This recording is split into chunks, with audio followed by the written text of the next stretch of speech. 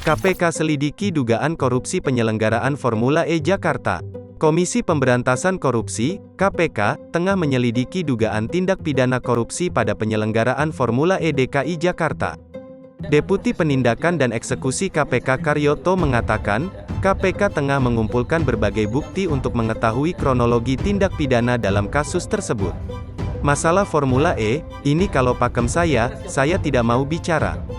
Tapi karena sudah banyak beredar di media, pada prinsipnya memang kami sedang melakukan penyelidikan, ujar Karyoto dalam konferensi pers, di Gedung Merah Putih KPK, Jakarta, Rabu, tanggal 10 November tahun 2021.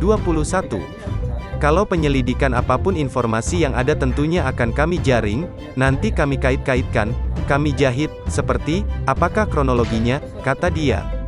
KPK pun mengapresiasi langkah pemerintah provinsi, Pemprov DKI Jakarta bersama dengan PT Jakpro yang menyerahkan dokumen terkait penyelenggaraan Formula E DKI Jakarta. Adapun penyerahan itu dilakukan oleh Inspektorat DKI bersama Direktur Utama Jakpro dan anggota bidang hukum dan pencegahan korupsi Tim Gubernur untuk Percepatan Pembangunan, TGUPP, Bambang Wijoyanto.